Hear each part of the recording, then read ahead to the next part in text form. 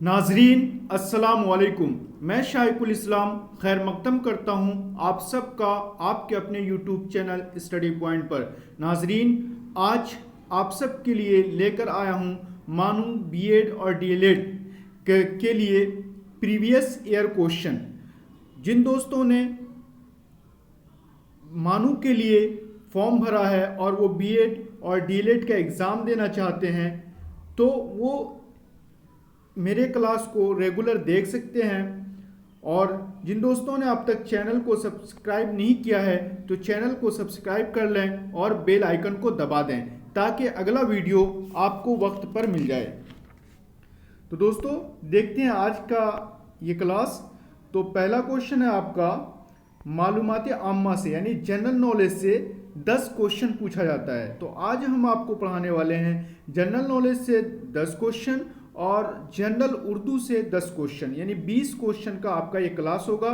Class में and तक बने रहें, आपको बहुत ही कॉन्फिडेंस के साथ आप इसको देखेंगे तो आप अपने क्वेश्चन को सॉल्व कर सकते हैं। तो सबसे पहला क्वेश्चन पूछा गया है कि वीवीपैट की सही इस्तिलाह क्या है। वीवीपैट क्या होता है कि जब इलेक्ट्रॉनिक मशीन आया यानी ईवीएम आया तो ईवीएम का मतलब यही होता है इलेक्ट्रॉनिक मशीन यानी electronic voting machine. EVM electronic voting machine, तो उसमें क्या लगता है वीवीपैट। तो वीवीपैट का ऑप्शन ए में है आपका वोटर वेरिफेबल पेपर ऑडिट ट्रायल। दूसरा है आपका बी नंबर है वोटर वेरिफेबल पेपर ऑडिट टोटल। तीसरा है आपका voter verifying paper audit total. चौथा है आपका D number voter verifying paper audit trial. तो दोस्तों आपको राइट ऑप्शन बताना है। तो इसका राइट ऑप्शन है आपका नंबर ए यानी voter verifiable paper audit trial. आगे बढ़ते हैं। दूसरा क्वेश्चन आपका कि बुनियादी हुकूक का मतलब क्या होता है। बेसिक जो हक होता है, बुनियादी का मतलब क्या होता है बेसिक। तो बेसिक जो हक होता है, जो हुकूक, हक जमा हुकूक, तो बुनियादी हक जो है उनमें से किस हक को यानी किस राइट को यानी बुनियादी बेसिक राइट्स में से किस राइट को अंबेडकर ने दस्तूर की रूह और जान करार दिया। दस्तूर मतलब आइन यानी कॉन्स्टिट्यूशन की रूह और जान करार दिया। बुनियादी हुकूक समझ गए आप लोग, यानी बेसिक राइट्स। बेसिक राइट्स में किस राइट को यानी किस हक को अंबेडकर ने दस्तूर यानी आइन, दस्तूर को आइन भी बोलेंगे, कॉन्स्टिट्यूशन भी बोलेंगे, संविधान भी बोलेंगे, संविधान की रूह और जान करार दिया। तो नंबर 1 में है आपका हक के मुसावात, बी में है आपका जायदाद का हक, और सी में है आपका हक के आज़ादी, और डी में आपका अदालती चाराजोई का हक। तो आपको बताना है। तो आपका राइट ऑप्शन है इसमें सी यानी हक के आज़ादी, यानी आज़ादी का हक जो है इसको भीमराव अंबेडकर ने बुनियादी हक में से दस्तूर की रूह और जान करार दिया। तीसरा क्वेश्चन आपका हिंदुस्तान का अजीम यानी अजीम मतलब बड़ा सतह मुर्तफ़ा, मुर्तफ़ा यानी कि सबसे ऊंचा सतह कौन सा है। हिंदुस्तान का अजीम सतह मुर्तफ़ा बताना है आपको, मुर्तफ़ा। तो मुर्तफ़ा का मतलब ऊंचा। ए में है आपका मालवा सतह मुर्तफ़ा, बी में है आपका दक्कन का सतह मुर्तफ़ा, सी में है आपका तिब्बत का सतह मुर्तफ़ा, डी में है आपका छोटा नागपुर का सतह मुर्तफ़ा। आपको राइट ऑप्शन बताना है।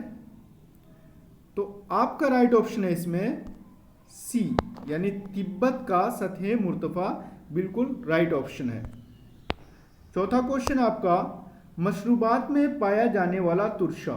मशरूबात का मतलब बीवरेज यानी जो जिसको हम पी सकते हैं उसको क्या बोलते हैं मशरूबात। तुरशा मतलब होता है तुर्श जिसका मतलब एसिड भी होता है। तो मशरूबात में पाया जाने वाला एसिड यानी ड्रिंकिंग चीज़ों में ड्रिंकिंग थिंग्स में पाया जाने वाला एसिड कौन सा होता है। तो ए में है स्टेक तुरशा, बी में है कार्बोनिक तुरशा, सी में है सल्फोरिक तुरशा, डी में है सेट्रिक तुरशा। तो इसका राइट ऑप्शन बताना है आपको। तो इसका राइट ऑप्शन है आपका सैट्रिक तुरशा, यानी डी नंबर बिल्कुल क्या है, राइट है। 4 का डी ऑप्शन बिल्कुल राइट है, क्योंकि ये नींबू वगैरह में फलों में पाया जाता है जिसको हम पानी में घोलकर पी सकते हैं, लेकिन ये स्टेट तुरशा है, सल्फोरिक है, कार्बोनिक है, ये बहुत ही स्ट्रॉन्ग होता है, मतलब एसिड, जिसको हम पी नहीं सकते। 5वां है आपका बैनुल अक़वामी यौम असातिज़ा, इस दिन को मनाया जाता है। बैनुल अक़वामी यानी इंटरनेशनल, अंतर्राष्ट्रीय लेवल पे यौम असातिज़ा यानी टीचर्स डे मनाया जाता है। कब मनाया जाता है? नंबर 1 में है 5 सितंबर, 2 में है 5 अक्टूबर, बी में है 5 अक्टूबर, सी में है 15 सितंबर और डी में है 15 अक्टूबर। तो आपको राइट ऑप्शन बताना है। तो आपका राइट ऑप्शन है इसमें यानी बी, यानी 5 अक्टूबर को इंटरनेशनल टीचर्स डे मनाया जाता है। छठा क्वेश्चन आपका, नई कौमी तालीमी पॉलिसी 2019 के कमेटी के सदर कौन है? यानी अभी जो नई तालीमी या कौमी तालीमी पॉलिसी आया है, यानी एजुकेशन पॉलिसी लागू जो होने वाला है या हो गया है, तो 2019 का जो नई यानी कौमी तालीमी पॉलिसी जो आया है उसको उसका सदर यानी अध्यक्ष या प्रेसिडेंट कौन है? तो ए में है आपका वसुधा कामत, बी में है आपका मंजल भार्गवा, सी में आपका कस्तूरी रंगन और डी में है मजहर आसिफ। तो इसका राइट ऑप्शन बताना है आपको। तो इसका राइट ऑप्शन है सी, यानी कस्तूरी रंगन, बिल्कुल राइट ऑप्शन है। 7 नंबर क्वेश्चन देख लेते हैं। ज़मीन की सतह से करीब तरीन फ़िज़ाई परत यह है, यानी ज़मीन की सतह से यानी ज़मीन के लेयर से सबसे जो नीचे फ़िज़ाई परत है यानी आसमानी लेयर है वो है। तो ऑप्शन देख लेते हैं। ऑप्शन है स्ट्रेटोस्फीयर, थर्मोस्फीयर और ट्रोपोस्फीयर और एक्सपोस्फीयर।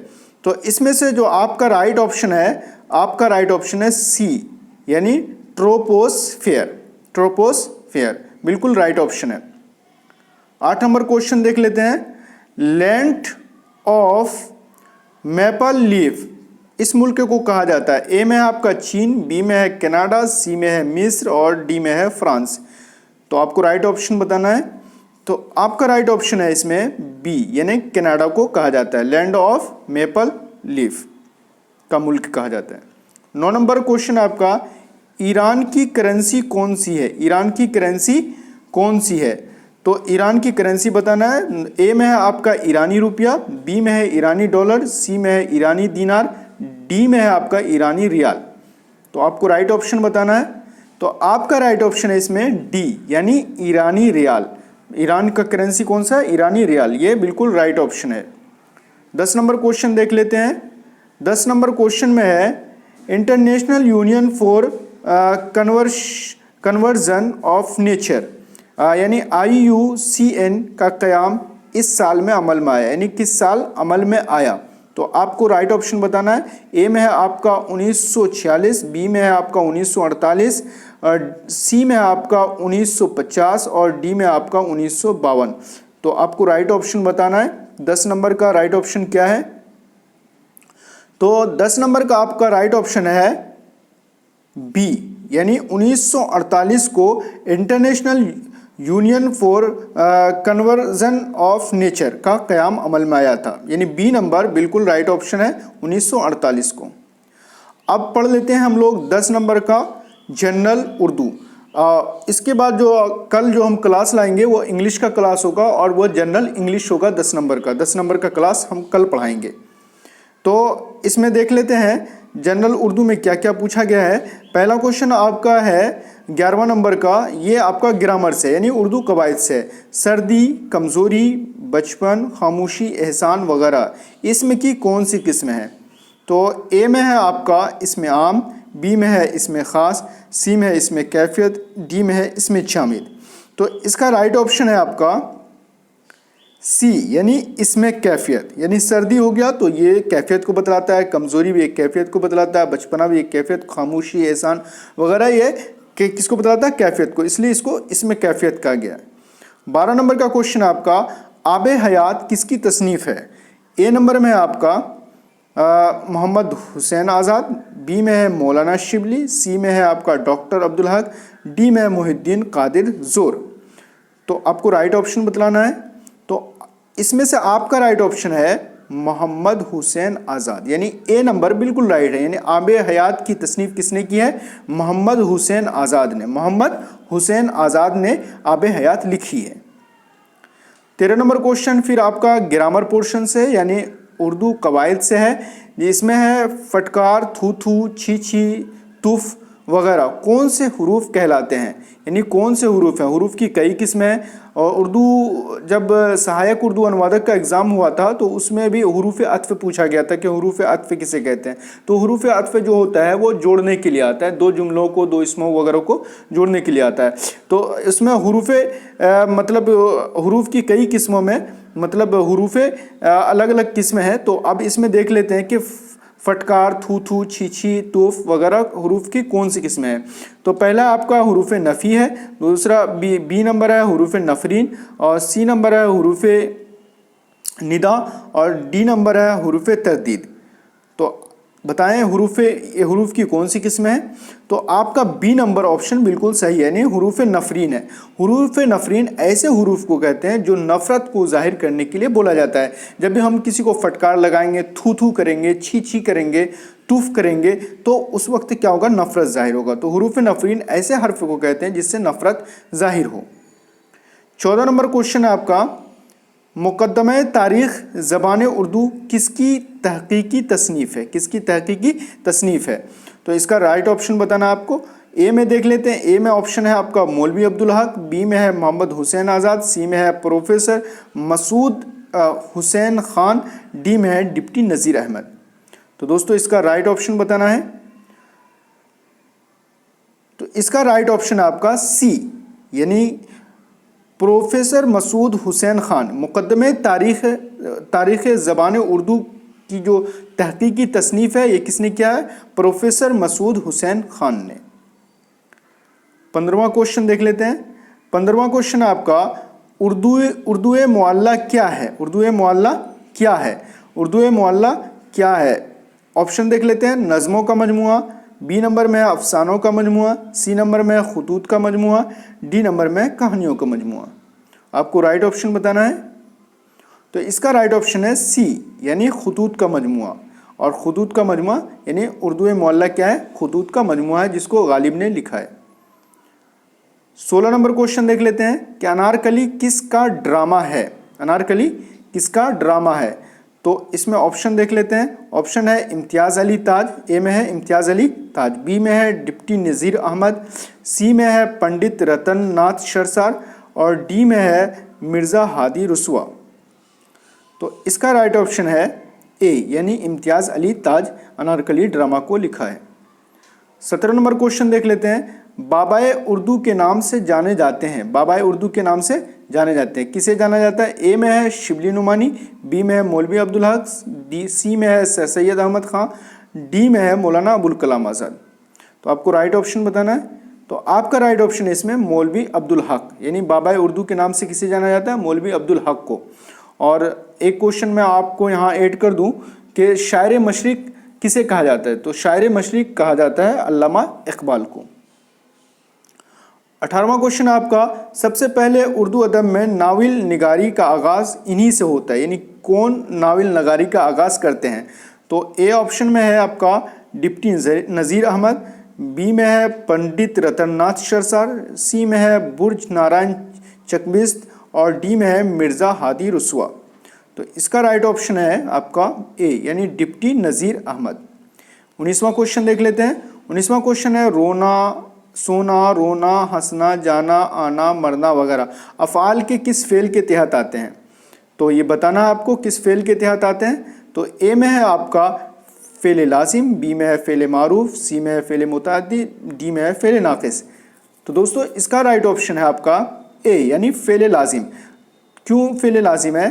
क्योंकि फ़ेल लाजिम ऐसे फ़ेल को कहते हैं जो फ़ाइल पर पूरा हो जाता है। जैसे रोना, जैसे वो रोता है, वो सोना, वो सोता है, बस बात पूरी हो गई तो ये फ़ेल लाजिम कहलाएगा। और फ़ेल मुतअद्दी किसे कहते हैं, जो फ़ाइल पर बात पूरी ना हो बल्कि उसको मफ़ूल की ज़रूरत पड़े। जैसे वो खाता है तो खाना जो होगा ये फ़ेल मुतअद्दी हो, क्योंकि वो क्या खाता है, तो वो आम खाता है, वो सेब खाता है, तो वो फ़ेल मुतअद्दी हो गया। और फ़ेल लाजिम जो सिर्फ फ़ाइल पर पूरा, जैसे रोना, वो रोता है, बात समझ में आ गई।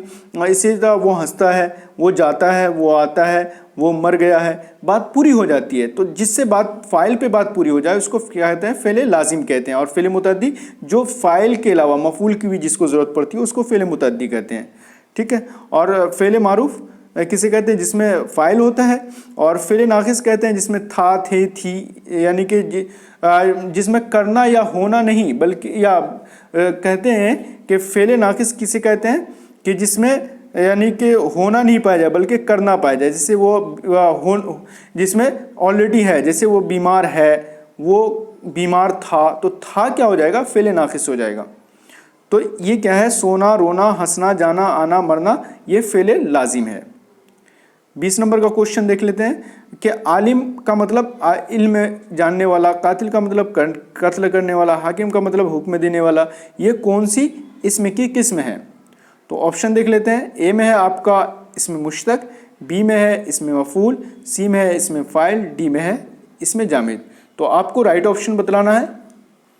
तो आपका राइट ऑप्शन है इसमें सी, यानी इसमें फ़ाइल, यानी बी नंबर का जो सही जवाब है, आंसर है, वो क्या है, सी, यानी इसमें फ़ाइल है। आलिम इसमें फ़ाइल है, कातिल इसमें फ़ाइल है, हाकिम क्या है, इसमें फ़ाइल है।